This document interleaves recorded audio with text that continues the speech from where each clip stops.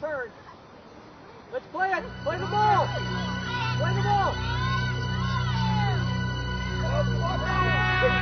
Get it out. Way to go, Melinda. Keep on, Nathan. Way to go.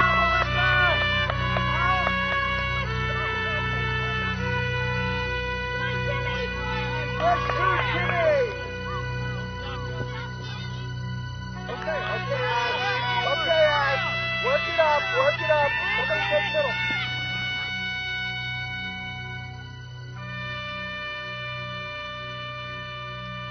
I don't know when the white picket fence first entered my consciousness. In the beginning, it seemed to occupy only my peripheral vision as I paced the edge of the playing field, waiting for my daughter's soccer practice to end. But after a few weeks, my awareness of it grew. It seemed somehow to force itself into my consciousness. Every now and then, I would give in to its power and turn to stare at it. It stayed on my mind until late one afternoon, I found myself walking towards it.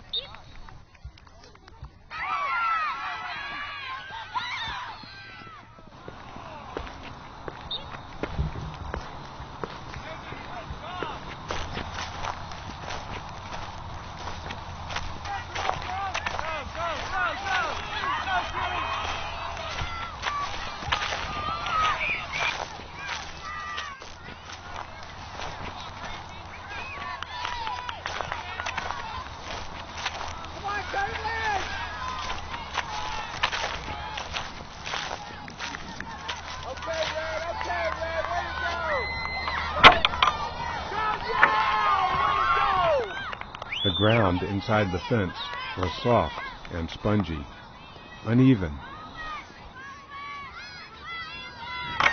Kick it! Kick it! Kick that ball!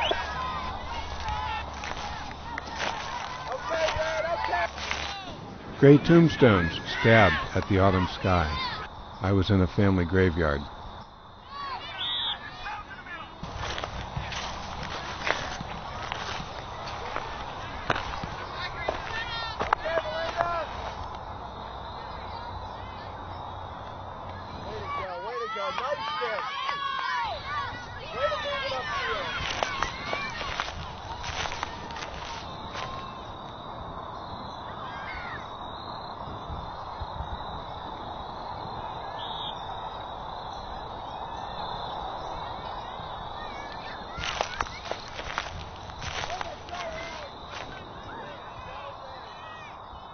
Come on, Melinda, go! Now, go! Follow it! Okay, Red! Come on, Red! Follow it! Help me into the middle! Over ahead, Captain!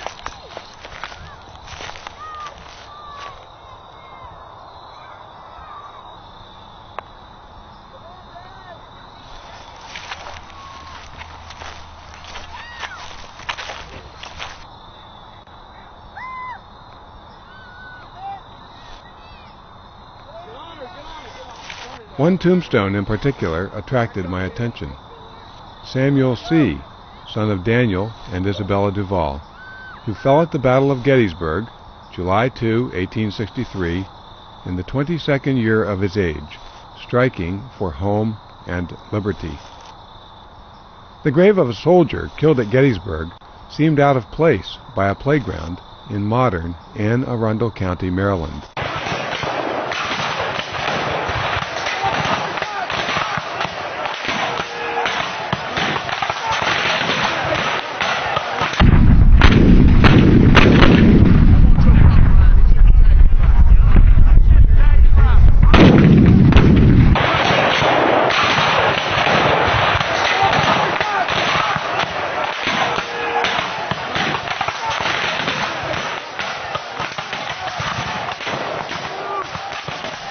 It occurred to me that I didn't even know what side Samuel Duval had been on. During the Civil War, in the border state of Maryland, he could have been Union or Confederate. It was possible I would never know. Here, and so we got... Soccer season was soon over, but I managed to visit the little graveyard a few more times on colder and darker evenings. I would think through the possibilities of what had happened to the Duvalls. Every time I stood on the ground where members of this family had once stood to say final farewells, I experienced a sense of reverence and a strange feeling of connection.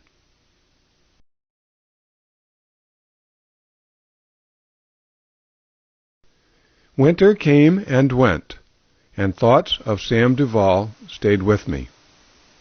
But it wasn't until I received a sign that I made any serious attempt to learn more about him. I was standing in line at the post office. The woman behind me sighed with impatience. As I turned to look at her, I glanced down at the package she was mailing. The return address said Carol Duval. I introduced myself. Might she be related to the Duvalls of the family graveyard in Crownsville? She said yes. We talked, and then she gave me a card with her husband's name on it and said that I should call him for more information. As I left the post office, I asked if she knew what side the Duvalls in the graveyard had been on in the Civil War. She smiled and replied, "They were all rebels." 4 months and 2 referrals later, I was on my way to meet with a retired Baltimore police detective turned professional musician named Milton Duval and his wife, Shirley May. Milton's interest in the Civil War came from a desire to learn about his great-grandfather, Joshua Watts. Watts was a Maryland tenant farmer who had gone south with his brother to escape being drafted into the Union Army in 1862. Eventually, Watts wound up in the Confederate Army. He fought in many battles, lived on starvation rations, and got sick like the rest. But he stuck it out to the end, surrendering at Appomattox with General Robert E. Lee. Milton had spent 10 years following his grandfather's trail in historical archives and at battlefields and long-forgotten Confederate Army campgrounds. He had created a collection of detailed notes, along with rare printed and photographic materials. Best of all, for me, Milton's great-grandfather had been in the same Confederate infantry company as Samuel Duval. Maybe I really would be able to discover what had happened to Samuel Duval and his family.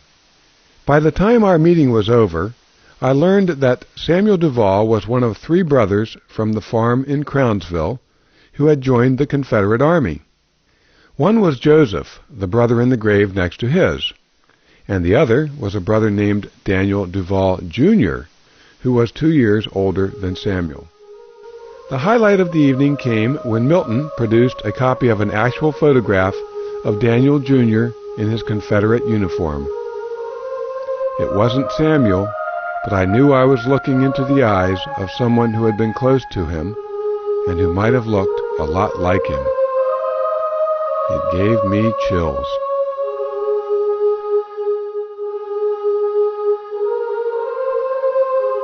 For nearly 2 years after the meeting, I followed in Milton Duval's footsteps, searching historical archives and visiting battlefields and the long-forgotten campgrounds of the Confederate Army. Eventually, I knew the story of what had happened to Samuel, Daniel, and Joseph Duval, 3 brothers who once lived peacefully and worked on their father's farm that is now the county park in Crownsville, near the state capital of Annapolis, Maryland.